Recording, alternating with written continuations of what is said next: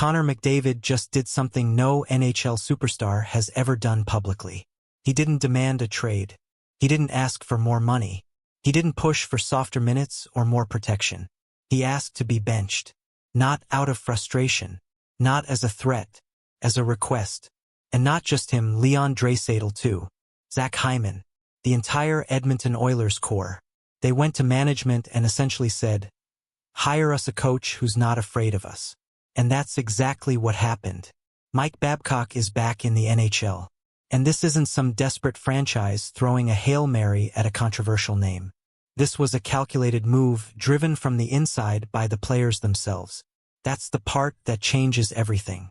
For years, the conversation around Babcock has been about what he did wrong. His relationship with players, the culture issues, the Maple Leafs implosion. And those conversations are valid. They matter. But here's the thing nobody saw coming.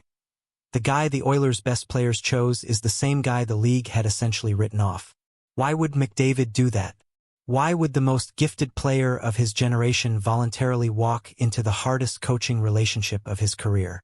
Because he's desperate and not in the way you might think.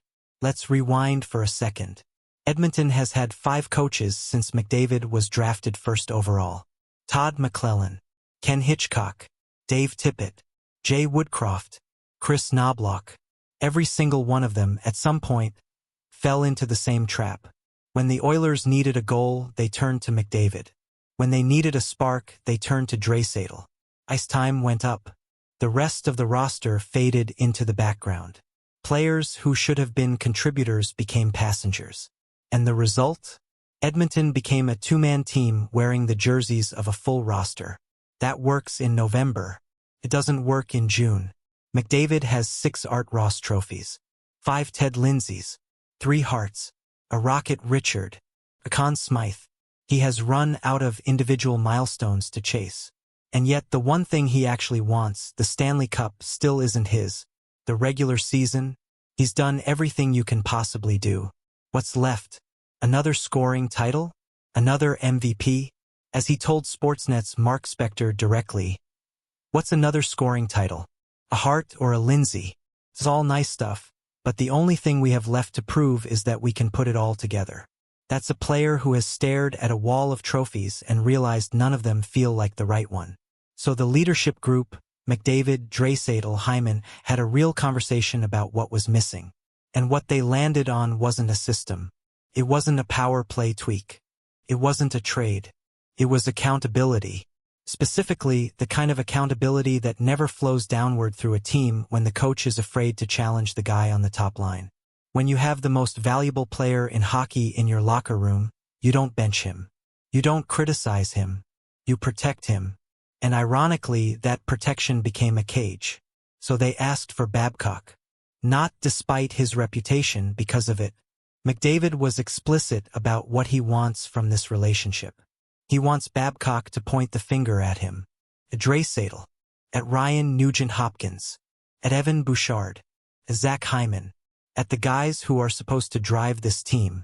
He wants that pressure redirected toward the people capable of handling it, so that everyone else on the roster can be lifted, not just covering for the stars. That's a completely different coaching philosophy. And it's one that no Oilers coach has ever actually executed. Now let's be honest about the elephant in the room. Babcock's record as a human being in that locker room is complicated. Players from his Toronto tenure have spoken publicly about the damage done. That's not ancient history. It's recent. It's documented. And there's real risk here. If Babcock brings the same controlling, psychologically damaging environment he allegedly created in Toronto into a dressing room with Connor McDavid, you're not looking at a championship run. You're looking at a disaster. But here's what's different this time. The power dynamic has flipped. McDavid isn't a young player trying to survive under a veteran coach. He is the franchise. He is the one who, along with his leadership group, advocated for this hire. He has more leverage in that building than any player has ever had with any coach Babcock has worked with before. And McDavid seems to know exactly what he signed up for. He's not naively walking in. He's walking in with his eyes open, ready to take the heat, ready to be challenged, ready to sit on a bench if that's what Babcock decides on a bad night. That's a player who has genuinely evolved beyond caring about his personal stats. Here's what this really is. McDavid looked at 8 years of close but not quite, and decided that doing the same thing a sixth time wasn't bravery, it was a trap. The definition of insanity is trying the same thing over and over again and expecting a different result. That's not a throwaway line. That's the thesis of everything Edmonton is doing right now. They got to a Stanley Cup final. They built something real. But when the margin between winning and losing is as thin as it is in the playoffs, the last 1% matters more than everything else. And for the Oilers, that last percent has always been about whether their depth players could rise to the moment, or whether McDavid would have to carry the weight alone again. Babcock's job isn't to make McDavid better. McDavid is already the best player in the world. Babcock's job is to make the other 17 guys believe they matter. And to make McDavid and Draisaitl answer for it when they don't show up at the level the team needs. That is the final piece Edmonton has never had. We don't know if this works. Babcock is unproven in this new version of himself. McDavid is unproven in this level of vulnerability. And the Oilers as an organization are betting that this reunion between a complicated coach and a desperate superstar is the combination that finally breaks through.